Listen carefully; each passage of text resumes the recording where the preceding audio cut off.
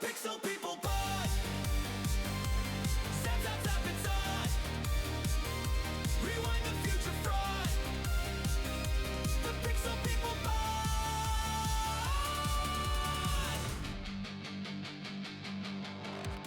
Hello. Hi. Hello. That will be Chris, the call-in.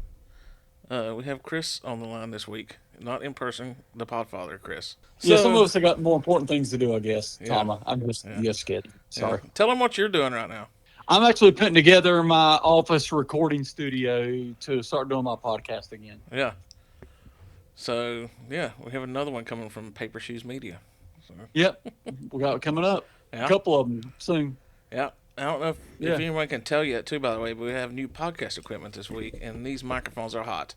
So you're going to hear our breath way better than you hear before. Hear papers rattling. So, yeah, but, Greg's heavy breathing. yeah. Yeah. Well, the way you were talking last week on the podcast with those lyrics, no wonder he's heavy breathing. Yeah.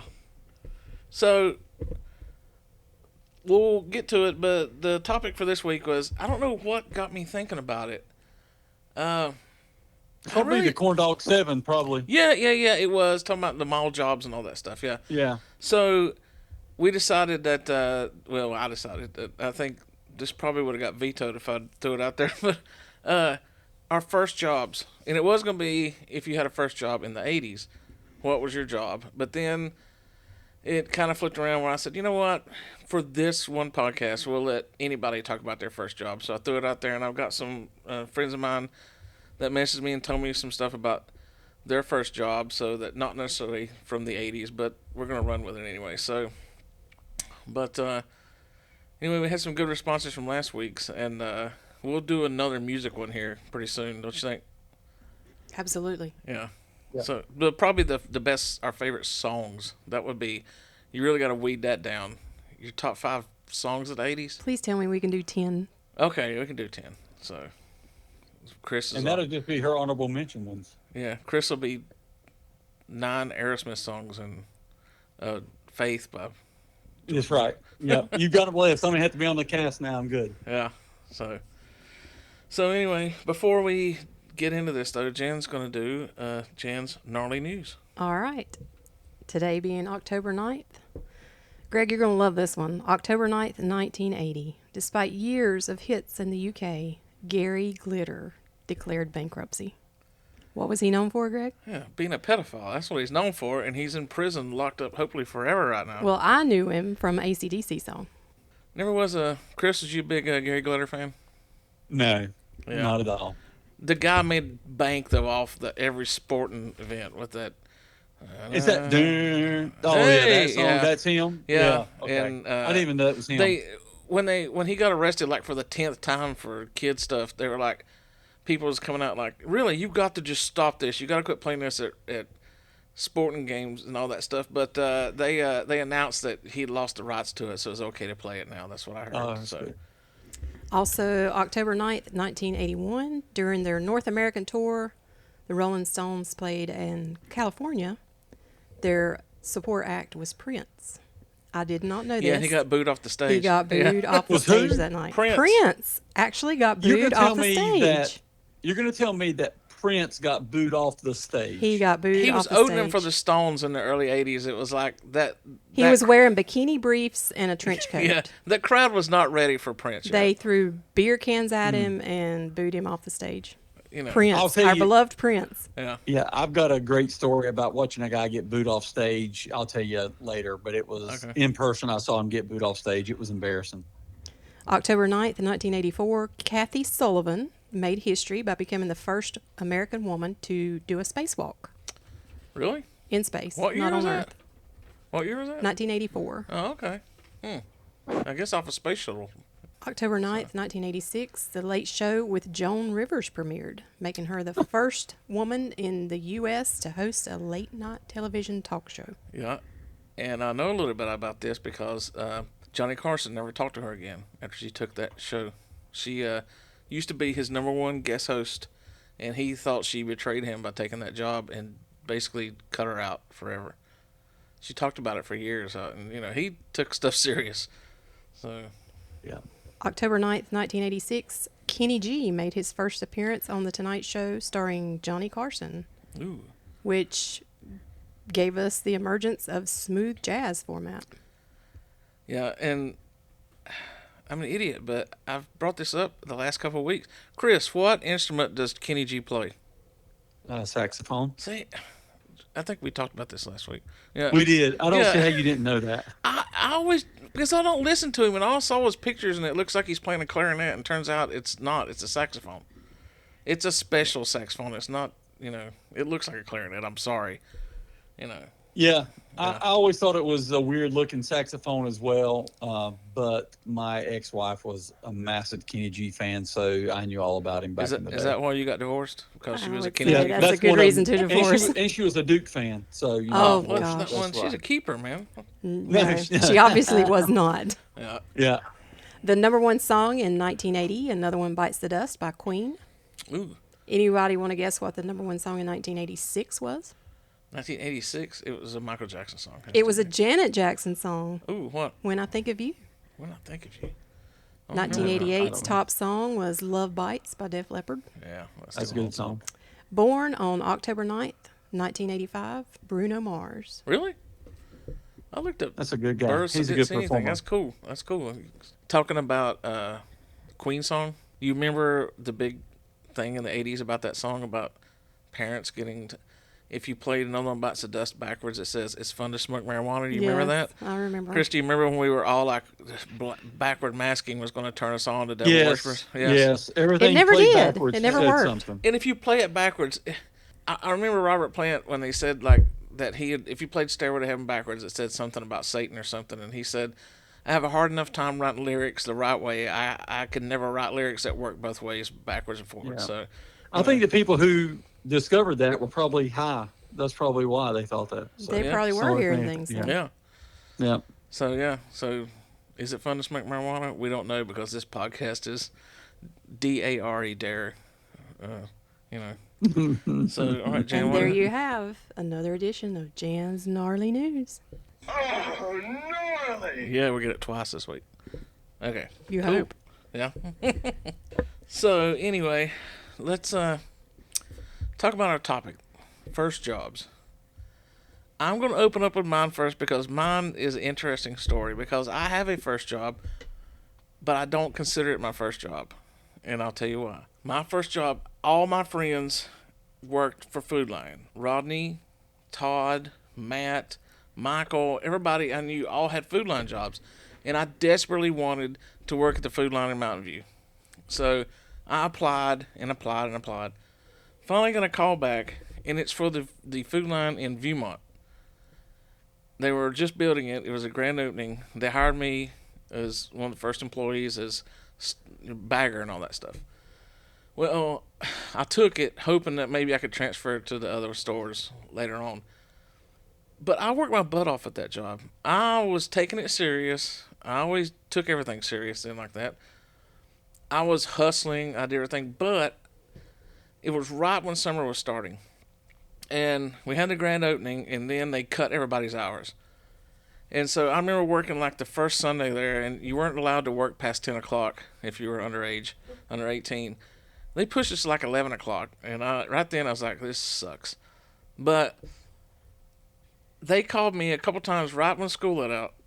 They called me a couple times when we was out of school saying, hey, can you come in and work?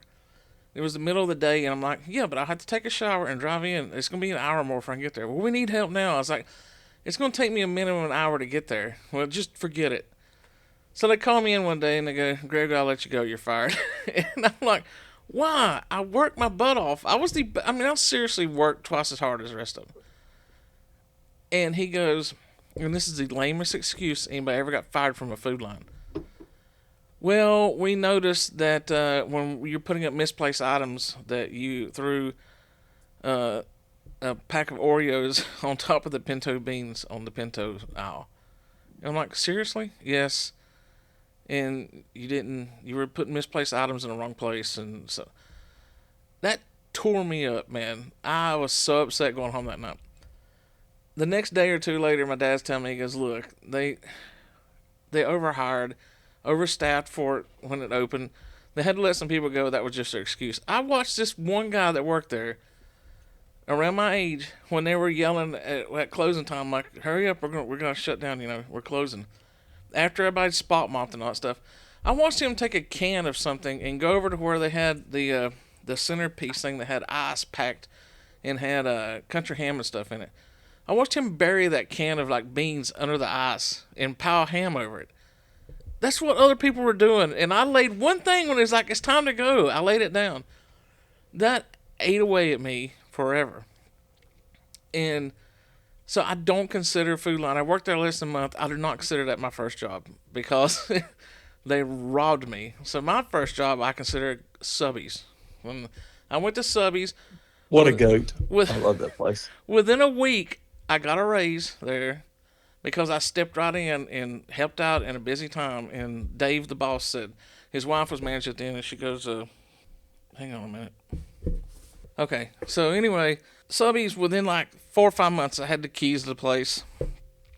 It was nobody that managed that place or worked around there or whatever thought that I got fired from a job because I worked my butt off. So I held a grudge at Food Line for years because it just was not fair that they let me go. And when Food Line got busted a couple years later for, selling tainted meat and bleaching Yep. meat and all that stuff, Yeah. it was like the greatest news story I ever saw in my life. I was like, yes, take that stupid place down. And now Yep. that's like where me and Jan shop. That and, so I've got over it over the years. But in Subbies, Hey, go ahead. At Subbies, did y'all have the pepper relish then? Oh, yeah, yeah. Oh my God, that was where I was introduced to the pepper relish on my sub. Was at Subbies. I have a jar of it in my That's fridge. Right life. That's a life-changing thing. now. Oh, You yeah. can get it at you can get it at Jersey Mike's as well. Yeah. They're starting to sell their pepper relish, which I bought some from there. But that when you do it with the oil and it's got like the Italian sub and Oh, yeah. everything on there and the oil and the oh my God, so good. Yeah, yeah. And another reason I consider it, and he mentioned on my Facebook post, was when I started there, the assistant manager at Subbies, the first day I'm there, I'm like, hey, it's Chuck Poovey. And it was my friend Chuck him and Terry Maynard was the delivery guy. So me and Chuck and Terry closed that place many nights, and that was a motley crew, but man, it was fun. That's still to today my favorite job I ever had was Subbies. So Yeah, that was a good place. so Jan, let's go to you. What was your first job? Well, in 1985. Yeah, tell everybody your interesting first job because No, of the. that's not my first job. Oh, really? Oh, okay. 1985, I started out the summer of 85 babysitting from 6 a.m. to 2 p.m. every weekday. A newborn and a 4-year-old. It was terrible. Who was the newborn? It was a lady up the street. Oh, okay. So I'd have to get on my bicycle. I'd have to wake up at 5 a.m. I'd have to get on my bicycle, ride a half a mile to their house. She came to our house looking for my sister, who had already taken a job for the summer. So she got stuck with me. Yeah, I mean, could do worse. So that's what you consider your first job? Yes. I think it should be if you got a W-2. Did you file taxes on that job, Jan? The statute of limitations are run out on that, so you can. Well, I don't count Was that. it a cash paying job? Nah. No, that's a good first job. But just for fun, though, just tell everybody what the name of the place where you actually took a job where you were getting a paycheck and stuff. Jan's Restaurant in Yeah. Boston. That was So- around 1988. Yeah. So Jan worked at Jan's. It got confusing at times. Yeah. Did everybody think, when people came in, did they think you like owned the place or something? Because that's Jan. No, it was a small town, so Oh, so they all everybody knew they all knew the owner Jan Yeah. and not the employee Jan. Did you get to wear shirts so that had Jan on it so it'd be cool? Like, hey, my name's on my shirt. No, I wore my rock and roll T-shirts with grease stains all over them. Really? How many classic rock shirts were ruined from grease A stains from lot, Jan's? a Yeah. lot, because that's what I wore every day. Yeah. Well, I might have to buy you a Jan's shirt from Foston sometime. They just sell for them you to now wear. Yeah, because I'm they're gonna still buy in you one. business, I'm gonna buy you Still one. open? still open. Is it still open? Yep. Nice. Supposedly it has. I've never tried it. The greatest Tater potato wedges. ever. Tater That's what wedges. they're known for. Mm. Tater hard to wedges and beat, plus- cheeseburgers. Like Mountain Fried Chicken has good tater wedges. We've KFC brought their tater wedges back, stuff Oh, like that. Yeah, So yeah. Win Dixie used to have tater wedges back in the day. Good Oh, you're best- dating yourself, Chris. Yeah. The best place for listen, I know. if we're gonna date anything, the best place for potato wedges was Holly Farms. Holly Farms. Yeah. Yeah, Holly Farms is great. Yeah. Yep. People don't know what Holly Farms was. They're Yeah, like, I what know. is that? Yeah. What is Went that? from Yeah. a chicken processing place and a restaurant to just a chicken processing place to nothing now. So yes, Yeah. I think Purdue bought them, I think, is what ended up with it, I Yeah. believe. I might be wrong, but that'll that be sounds another right. one when we do food brands and food stuff from the '80s. That will be one that was big when I was a kid. We go to Shelby, yeah. Shelby just for Holly Farms. The Curve in Shelby. Yeah, yep. Yeah. Yep. So Chris, what was your first job? Well, I mean, like everybody else, like when I was 14, mowed grass and worked stuff like that. I mean, that was, there. But I'll tell you, really, what I consider my first real job was I worked at, it's now called Kingston Residence of Hickory. I don't Yeah. remember what it was called back in the day. It's right there off of 127. And I've always been a massive baseball fan, right? And then what my job was is I would wash dishes and bus tables, but during service time, like dinner service, I would grab the trays and walk the residents to their table, carry their trays, kind of like a waiter type thing for them. Well, I would go and I'd take the table and then I'd go refill drinks stuff, and then I would end up sitting down talking to the residents. We talk about baseball and World War II. We'd just be talking everything. These guys and people were lonely. They didn't have visitors coming in and stuff. So I would sit there and talk for, time till like they're like, hey, you need to get back and wash dishes, and I'd have to bust my butt to do that. Yeah. Did that for an entire summer, was doing that. And then about 3 months in, I think 2-3 months in, I got called into my manager's office, and the manager goes, we're going to have to let you go. And I'm like, why? They said that I spend too much time talking to the residents and that I didn't have time to do that. I was hired to wash dishes, not entertain the residents. So that's what I got fired for. Oh. So that was one of my favorite jobs ever, is just from the fact that I got to, that's like talking to your grandpa. You know what I'm saying? You have that just those people that have lived such a long life, and then you get a chance to talk baseball or World War II or whatever with them. And it was just that interaction. It was so awesome and cool. And I vacuumed. I did all the stuff throughout the residents, kind of like a jack of all trades kind of thing. But you talking with yeah. them? You talking with them? It was more beneficial to them than any food or anything that was served to those people.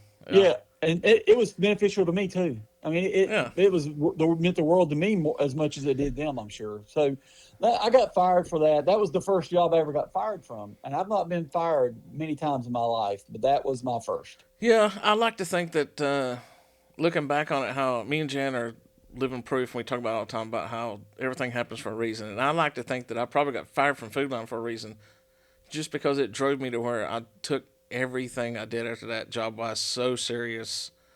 And that's why I've had 3 jobs in 30-something years, and, going on 30 years in the one I got now. So, yeah, but that stinks, man. I wonder what happened to the guy that fired you.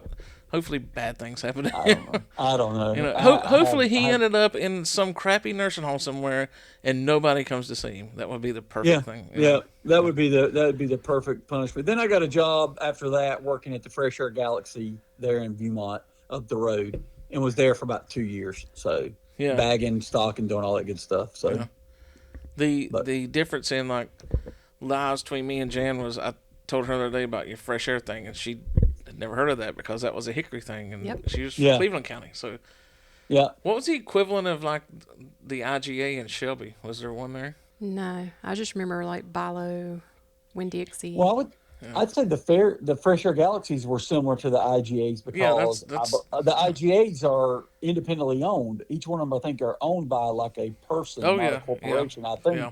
So the Fresh Air Galaxies were owned by individuals. Like there was one family that owned. There's 2 guys that owned the one in Viewmont. At one point.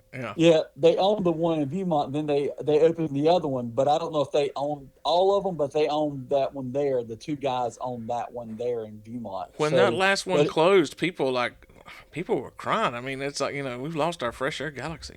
Yeah, it became a Piggly Wiggly too. Yeah, for like a month, and then and that didn't survive. Piggly Wiggly can't get a foothold in Hickory for some reason. No, they can do good in South Carolina, but they can't do good around here. Yeah.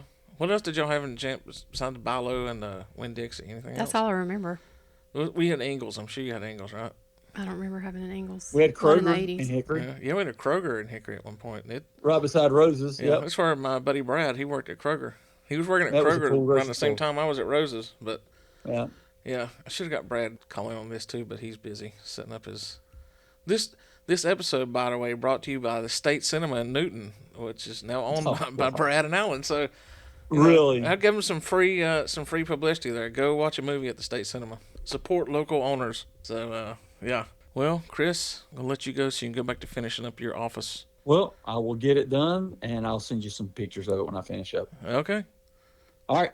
Out. Bye, y'all. Bye. All right. Peace out. So now it's just me and Jan here finishing this up. So I threw it out there on Facebook and asked some people to give me their first jobs, and I got some interesting tales here. Dominic, he worked. His first was Subway at a gas station. He says the amount of people that were not in their right mind yelling at a 16-year-old was bewildering. And yeah, I could see that. People, because he's from his 30s, so you know people were a little bit nicer to us. I think when did you get yelled at, Jan's a lot? I or don't remember ever being yelled at. Yeah, I don't. They were re- nice. I know some people came in mean at Subbies there and then they were mad about something, but they didn't take it out on the kids that worked there. They were like, see the manager. I can even remember when I graduated and was working at Jan's. Some of my customers came in and handed me graduation money. Yeah, people were a lot more polite in the 80s. They were. Which is why it's the greatest generation. Or decade. Not the greatest generation, man. Greatest decade. I'll cut that out in post. Nick posted that, Nick G. I won't tell anybody's last name on here in case they don't want to be known. His first actual job where he had to show up and perform a function and repeat daily was when my dad's crazy buddy set up all their Christmas tree lots in Detroit's Eastern Market. I was 14, but he told me to drive the van down there with my 5-month older half brother. So here I drove us on the freeway into Detroit and became a salesman of the finest Yuletide greenery you could ever dream of. This one, this is short needled firm spruce cut recently from north of the 45th parallel where these trees can only grow. I had no clue what I was doing. The owners were all drunks and drank from each other's bottles all day. I decided to partake one afternoon and learn the dangers of curiosity and southern comfort. That was 44 years ago, and I finally stopped throwing up this past August. My dad lent them our travel trailer to stay in down there. When they all packed up and left after Christmas, they didn't bring it back home. When we went to get it, it was broken into and destroyed. My next job was at a pizza place, less drama, and the food was great. Yeah. God, selling Christmas trees, man. That's pretty good. All right. Stacy B. This is a good one. At 15, I was the only person working in the jewelry and makeup department all day on Sundays at Caldor. And she prefaced, because she doesn't live around here, a Target top store in the Northeast from the 50s to the 2000s. I had access to gold, diamonds, swatches, thousands of dollars in transactions on Sunday in December. Never came up short in the till or missing merch. Everyone said they were insane to trust a kid. I stayed there 4 years just on Sundays. People fought for that position when I left. So, only working Sundays. That was the day I didn't want to work. Never wanted to work a Sunday. Did you? No, absolutely not. Yeah. Was Jan's open on Sundays? No, but Saturdays sometimes I've had to do a split shift, which was terrible. Go in at 6 a.m., leave at 2, come back at 4, stay till closing. Subbies was open on Sundays, but Dave was good about he wouldn't schedule me early. But every now and then I have to go in like 2 to close or something on Sunday, and that sucked. And I remember the Food Line when I was working there, though. Really, you can't work a teenager past 10 o'clock at night. And I remember like the first Sunday they had me work there, I was miserable. I had to go to school the next day. We were there till like 11:30, mopping that place. I'm thinking, am I ever going to get to go home, And I roll in like after midnight and had to get up and go to school the next day. And Food Line did not care about any regulation. I'm sure they do now, though. I hope they do. I hope they don't sue us. So, we'll just go to Aldi then. We'll go there anyway. Randy F.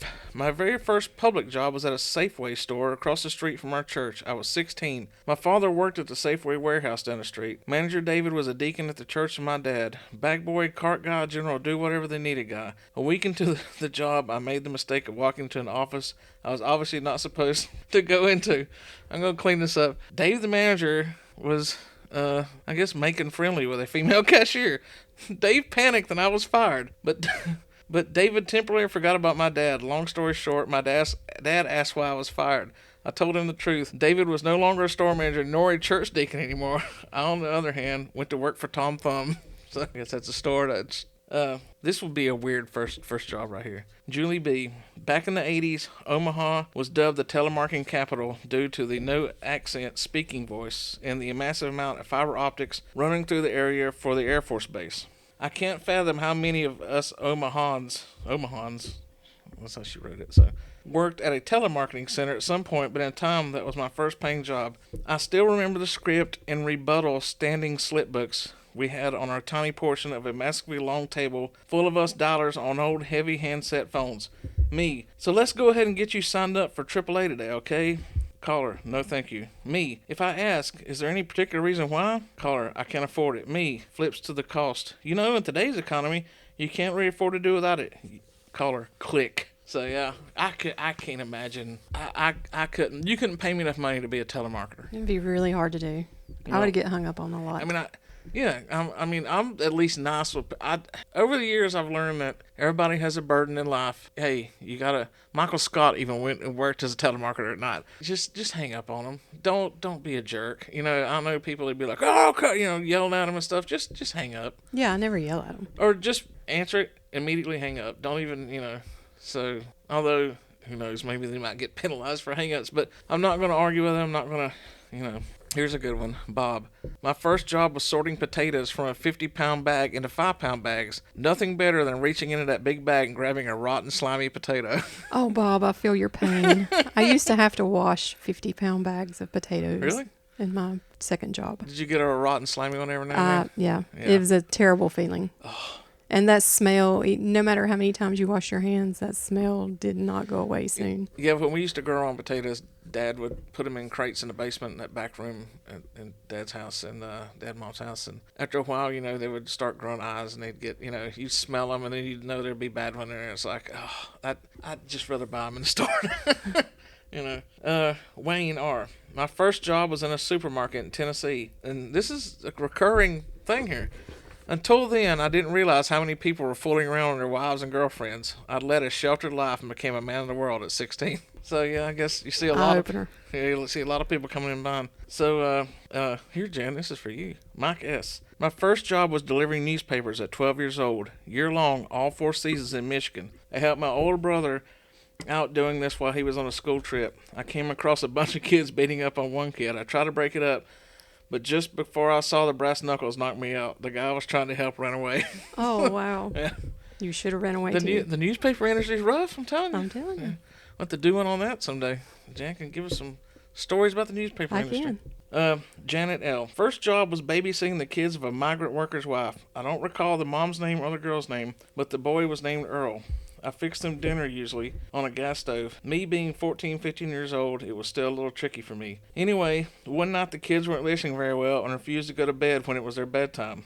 Earl commenced to hitting me with a hammer and hit my big toe with the hammer. Needless to say, I came limping across the yard back home and told my parents, no way will I ever watch those kids again. How was your kids, Jan? Were they the ones you babysit? Were they nice? They were nice. They were good kids, but they were just young. Yeah. And the fact that I still wanted to have kids after that summer is a miracle. They wouldn't slam you in the toe with a hammer, were they? No, absolutely not.